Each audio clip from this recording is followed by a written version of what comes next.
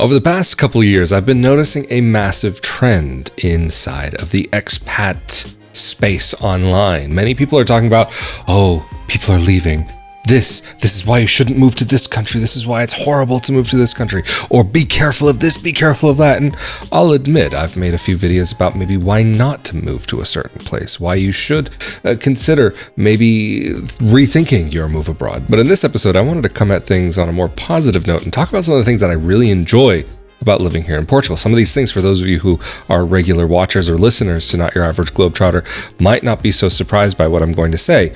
I mean, some people might think that, one of the best things about living in Portugal might be the cost of living. But for me, with how things have been increasing, I'm not sure that I could really say that the cost of living here is going to be on the top of my list, or I'm not sure if it would actually make it onto my list. Granted, the cost of living here is going to be far less than what you would spend in so many other places, but in comparison to what it was even just a couple of years ago when I finally arrived here, 2.5 years ago now, and even having seen prices of what things were way before, I would say it's concerning. And just about with almost everything everywhere, you're seeing a difference in the prices from what they were a couple of years ago till now. But in Portugal, they're to the extent that I might say that factor is not quite there for me. But like I said, I want to get into some of the things that for me are the positives about my life here in Portugal. I'm Rafael Di Furia. Welcome to another episode of Not Your Average Globetrotter. Roll that intro. The first thing that is for me the most just top priority anywhere that I'm going to be would be the lifestyle. It has to be compatible with me. It has to be compatible with the life that I want to live. And I can say in Portugal that for the most part, it is that way.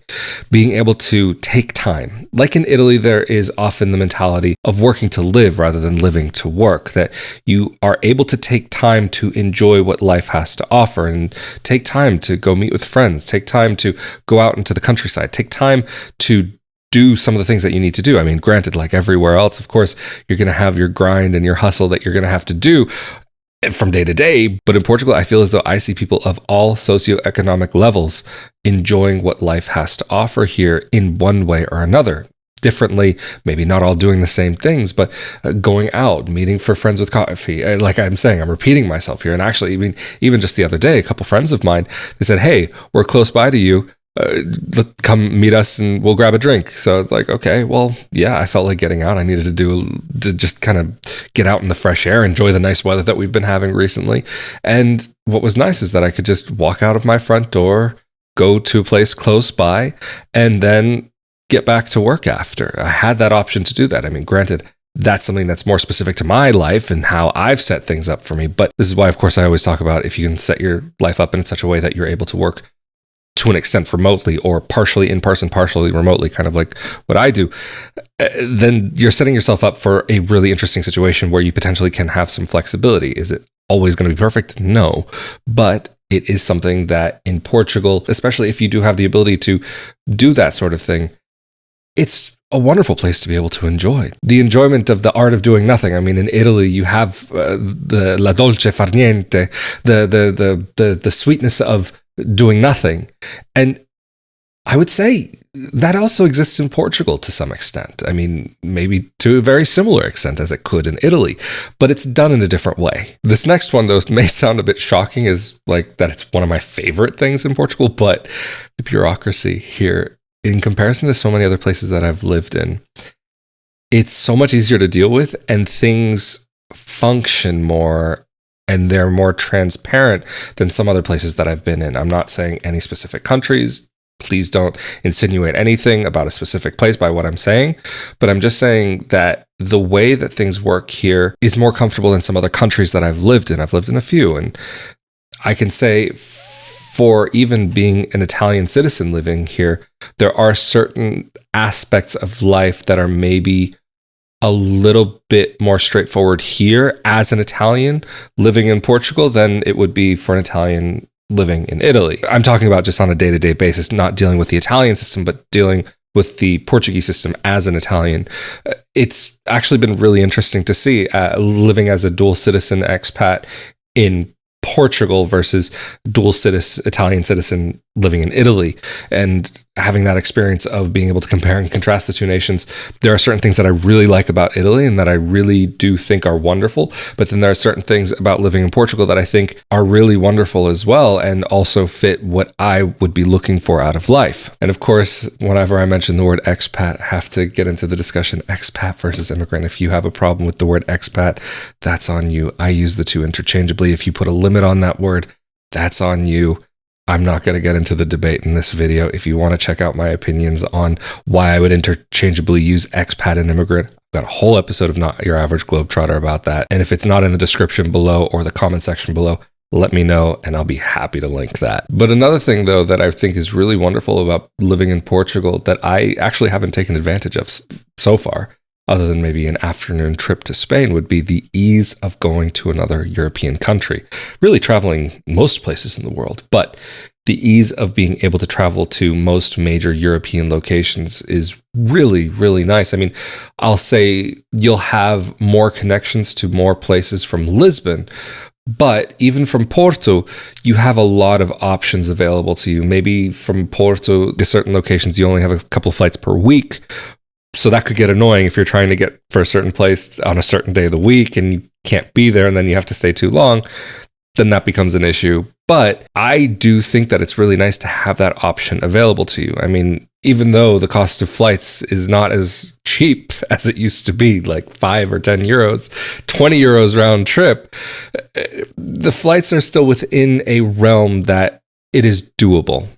Cost of hotels, though, that is maybe a different story in this day and age. But if you're looking to have the experience of being in Europe and you've never been to this part of the world before and you're living in Portugal, it's definitely a great jump-off point. But just before I get into the next point, I do want to say a huge thank you to those of you who helped to make these episodes of Not Your Average Globetrotter possible on a monthly basis through rafaeldifuria.com/Patreon, patreon.com/rafaeldifuria, as well as the one-time support, such as the thanks button here on YouTube, as well as rafaeldifuria.com/support. And of course, I want to thank those of you who help in a very different way through sharing these episodes, as well as leaving your thoughts down in the comment section below. Whether you agree with my points or feel as though you have a different light that you'd like to shed on the topics of these videos, feel free to take part in that conversation down in the comment section below. Of course, though, because this is an episode of Not Your Average Globetrotter, we've got to talk about food.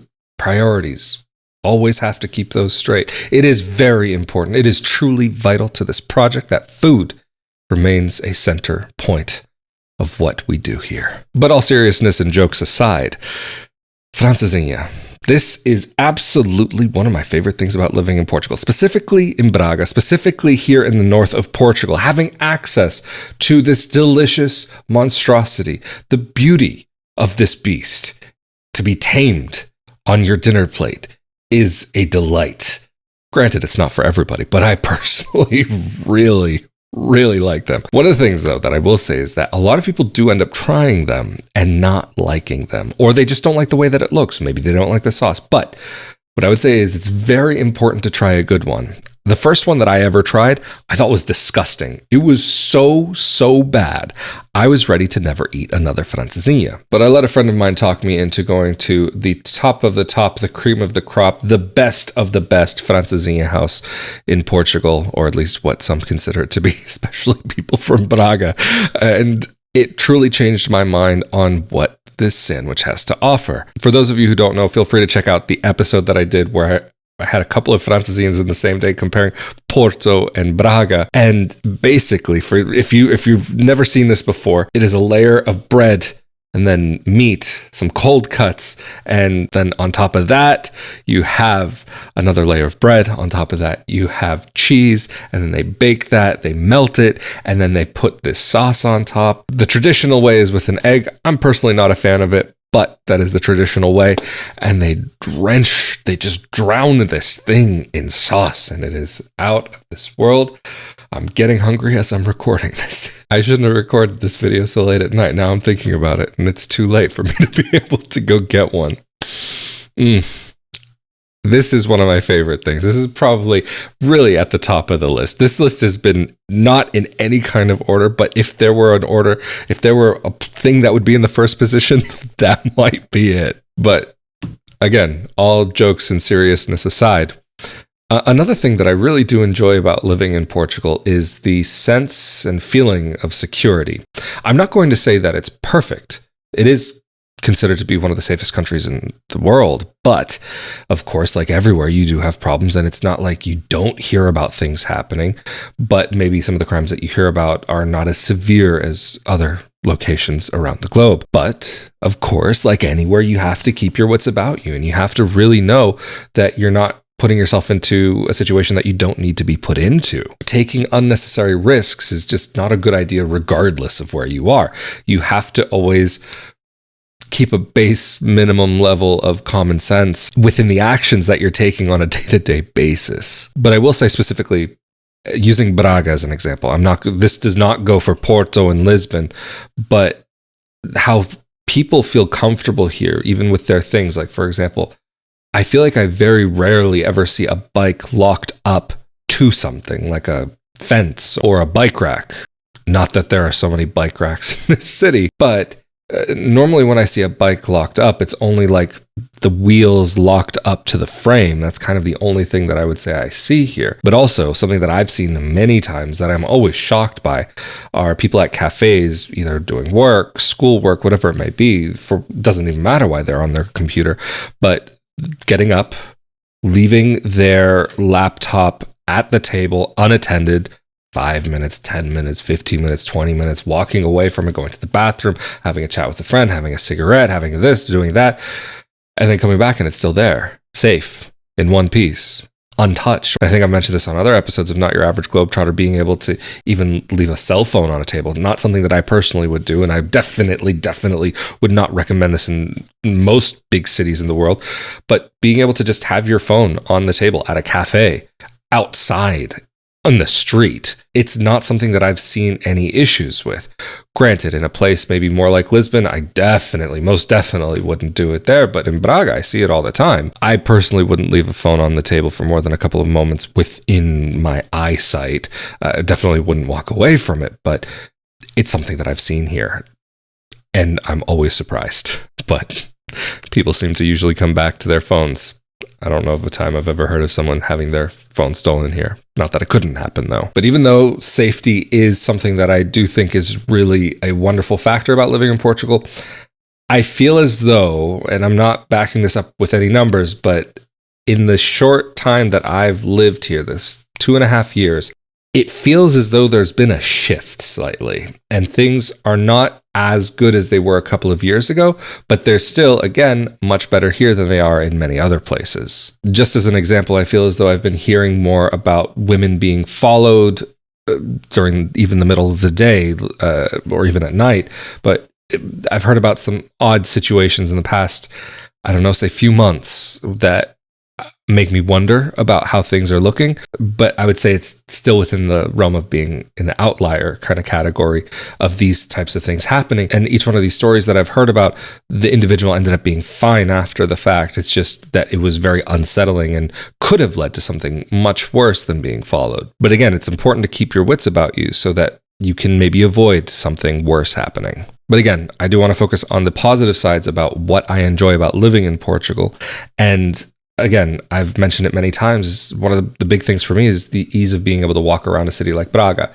Not all cities are super walkable, but getting around in general is very doable. I mean, if we're talking about specifically, again, Braga, because that's been the majority of my experience of my time here, other than like a couple of days here and there in different other locations, the cost of getting around, even like say for most places that I might need to get to in Braga, would be maybe about $3.50 on Uber. But then Bolt, for example, I recently saw a promotion that brought the price to €2.50. And so that, for me, as somebody who has their life set up in a way that a car is not necessary, it makes it even more convenient. I don't need a car at this point in my life. I could see a point where a car would be not quite a necessity, but definitely useful. But I'm definitely not at that point in my life yet. And so even, for example, if I want to go to Porto, to get there and back round trip on the regular train is going to be less than €8. If I need to get to the airport, it's going to be, like €16 round trip.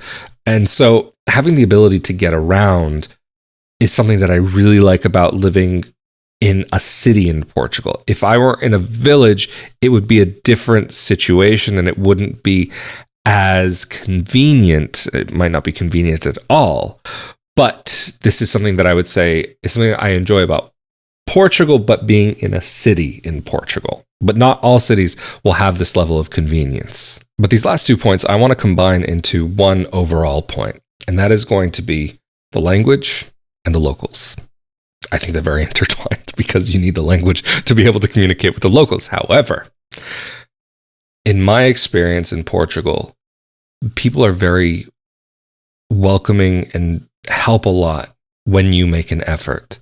When you try to make the effort to use their language, people will try to make the effort to make things easy for you. However, there are some places where people will just go straight into using English. And being a native English speaker, this definitely does help from time to time. Like I've said before, there are times when I just want to practice Portuguese and the person's speaking to me in English, and then it's just, we go down the rabbit hole of continuing an interaction in English. But being able to accomplish certain things here in English, or to be able to interact with the systems here, and this even gets into the bureaucracy aspect of living here in Portugal. Things are done here in such a way that it's made easier for people who aren't from here. Not that it's made easy totally, but that there is maybe a bit of less friction when trying to do things within your daily life or within the system overall. For example, I can't say I've ever heard of another country where expats, foreigners, will be interested in submitting their own tax return.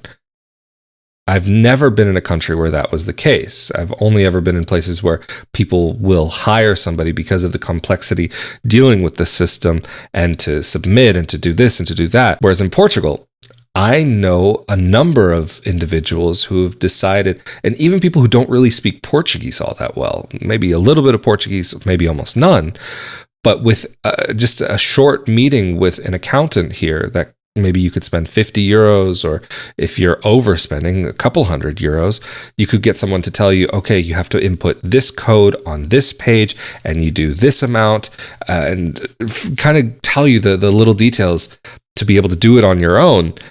I think that's really amazing that that's even possible to do, because at the end of the day, these are things that you can just do online. You don't have to submit like actual paperwork.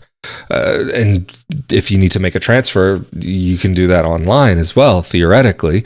But having a system in place where you can pay your personal taxes or do your personal tax return in such a way, I think really says something. Like I said, I've been in so many other places where it's such a daunting task that people don't even remotely think about it. But here, it's within the realm of doable. But then, even just on a daily basis, just like I said, when you make the effort, people can be so friendly here and so welcoming and so warm. And like, if you are trying to figure out something, that they'll help you to accomplish what it is that you need to accomplish. Or I don't know if this is for the whole country, but again, I'm thinking about things through the lens of having been living here in Braga. If you see someone who is elderly or has difficulties with mobility, or they clearly need help with something, like maybe an old lady at the supermarket and they're trying to grab something off the top shelf, someone is going to help them with what they're needing to do. Maybe you see a pregnant woman walking down the street. I was just talking about this with someone the other day, that his words almost verbatim were, if his pregnant wife were walking down the street carrying bags of groceries, there is no way ever, there's zero chance that anybody would let her walk up the street without carrying those bags for her, or at least offering to help her some distance. And I fully agreed with that. I've seen that before. I've seen people going out of their way to help someone that they don't know, or at least it seems like they don't know. I mean, people have even helped me. People have helped friends of mine. People have helped family of mine. It's really amazing to see the level of community and how the community intertwines and weaves within itself to support the people who are here. I'm not talking about like social services. I'm talking about people who are social, being part of their community, being real community members, like maybe how I would imagine things would have been, like, I don't know, in the 40s or 50s. It's really nice to see people treating each other like humans and not just cold towards each other, which I've seen in other places. So it's really refreshing. So anyway, this is where I'm going to round out this episode of Not Your Average Globetrotter. And of course, if you're wanting to help make more episodes of Not Your Average Globetrotter possible, all of the links are down in the comment section below, as well as the thanks button here on YouTube. But of course, I'm Rafael Di Furia. Stay safe and healthy out there, and I'll see you all next time for another episode of Not Your Average Globetrotter. Later.